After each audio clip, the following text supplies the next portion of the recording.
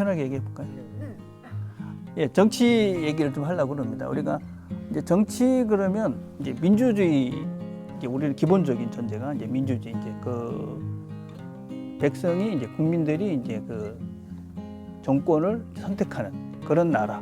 이게 이제 기본적인 민주주의의 정치 체계. 뭐 그 속에서 이제 얘기를 하는 겁니다. 그러니까 뭐 독재국가 이런 얘기를 할 필요 없고, 그죠? 그런 나라들이라는 것은 기본적으로 보편적으로 양쪽에 두 견해가 있어요. 그러니까 보편적인 이제 레이버, 노동당과 그다음에 이제 내셔널, 국민당. 이 두 축이 이제 모든 것이 이제 보수와 진보라고 나눌 수도 있고, 뭐 이게 노동당과 어떤 뭐 이렇게 그 내셔널, 국가 뭐 이래야 되나 어떻게 되는지 뭐 이렇게 나눠져 있죠. 그래서 뭐 영국 같은 경우가 레이버, 내셔널, 미국 같은 게 공화당, 민주당. 한국은 지금 뭐 국민의힘, 뭐 민주당. 뉴질랜드 같은 경우도 뭐 레이버, 노동당과 그 내셔널 이렇게 이제 다 돼 있어요. 이제 이게 이제 두 축이 이제 양쪽 있는 거죠. 그래서 한쪽은 이제 그 보수 쪽이라고 그럴까요? 그런 쪽은 이제 성장을 좀 강조하는 거죠. 그다음에 한쪽은 이제 분배를 강조하는 거예요. 그러니까 레이버는 어쩔 수 없이 이제 조금 약자 또 어떤 면에서는 이제 분배 쪽에 포커스가 있고, 이제 그 내셔널 좀 보수 쪽에서는 이제 성장 쪽에 이제 여가 있는 거죠.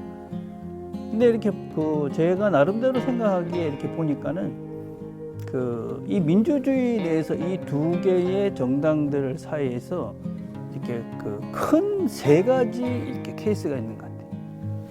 그러니까 그 민주주의라고 그러는데도 불구하고 민주주의가 잘 안 되는 케이스가 있는 것 같아요. 그게 이제 일본 케이스인 것 같아요. 그러니까 사실 이 두 축이 있는데 이 두 축이 이제 균형을 이루어서 왔다 갔다 하는 게 가장 이상적인 거거든요. 예. 그런데 일본은 지금 그죠? 자민당이 60년 이렇게 하고 있잖아요. 이건 민주주의가 사실 아니죠. 뭐 국민들이 뽑긴 하지만 사실은 민주주의가 아닌 것이죠. 좀 어떤 면에서 참 후진국적인 그런 민주주의죠. 또 다른 형태의 그 나라들은 이제 미국식이에요. 미국은 이제 공화당하고 민주당이 두 개가 나눠 있지만 이 두 개의 시스템, 이 나라의 문제는 뭐냐면 두 개가 너무 양극화가 돼 있어요. 그러니까 이제 이 공화당은 그냥 죽을 때까지 공화당, 민주당은 죽을 때까지 민주당. 이게 한 40% 가까이 양쪽 지지도가 있는 거예요. 그러니까 이 사람들은 안 변해. 그러니까 이게 참 심각해요. 제가 보기엔 우리나라 이민주주의를 따라가고 있는 거예요.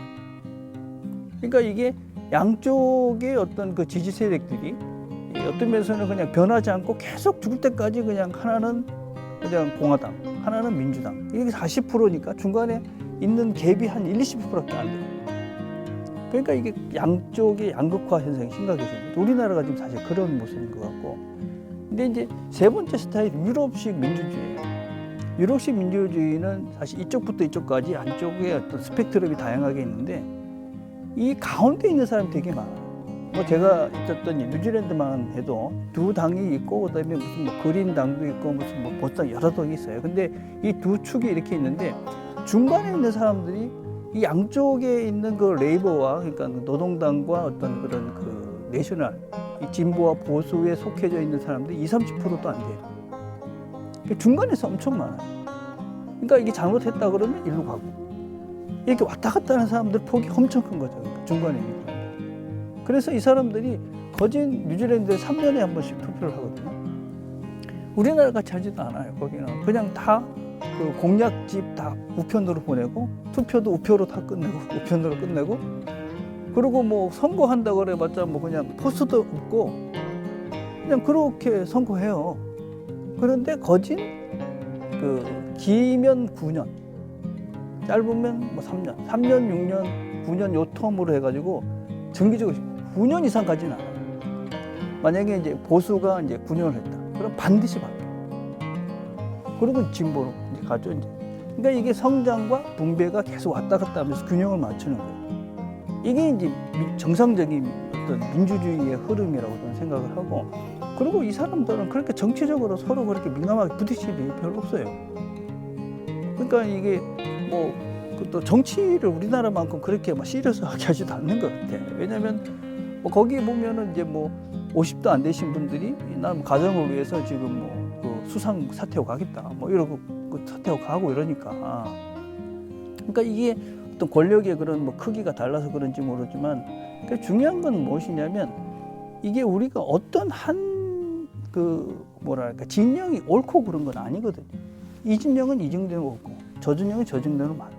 그러면 우리는 그 중간에서 어떤 사람들을 선택할 것인가. 지금은 이 시대가 뭘 요구하는가를 따라서 왔다 갔다 해야 돼. 특별히 크리스찬들은 사실은 이제 어떤 그 크리스찬들이 생각하는 정치라는 개념은 누가 더 약자를 좀 더 많이 이렇게 배려를 하는가 이런 걸 생각하면서 우리가 그 사람들이 이렇게 바르게 할 수 있도록 이제 그 사람들을 서포트를 해야 되는데 우리는 그렇지 않고 내가 이렇게 와서 느낀 건 어떤 것이냐면 그냥 평생 이 사람은 그냥 그 국민의힘, 이 사람은 평생 민주당. 이러면서 그냥 계속 그게 더 늘어나는 것 같아요. 그러니까 한 30% 되던 게 이제 한 40%씩 서로가 갈라져가지고 그게 이제 왔다가 누가 더 결집하느냐의 싸움이 되고 결국 중간에 얼마 안 되는 사람들 이런 이슈 때문에 움직이는 이러면 이제 좋은 민주주의가 안 되는 거죠. 그래서 저는 제가 이제 이렇게 만난 사람들한테 그런 얘기를 참 많이 하는데 계속 한 사람 저기만 이번에 좀 다른 거 한번 찍어봐라. 그러니까 내가 그 A라는 정당을 지지하고 있다면은 그러면 B라는 정당에서는 뭘 잘하는지 자꾸 봐라. 내가 B를 정하고 있으면 A라는 것을 뭘 잘하는지 봐라. 그래서 이게 내 생각 자체를 자꾸만 이렇게 그 여유를 가지고 이렇게 다양하게 볼 수 있도록 해야지 이 한쪽에 이렇게 매여져 있으면 결국은 내 생각도 이제 편협해야 되지만 사회 자체가 균형이 잡히지 않는다. 그래서 제가 생각하기에 좀 이렇게 정치적인 예로 투표라는 것이 어떤 민주주의에서 가장 중요한 것인데 선택을 할 때 정말 이렇게 균형 있게 중간에서 이렇게 보려는 이 중간층이 넓어질수록 좋은 민주적인 좋은 나라가 될 가능성이 많다. 지금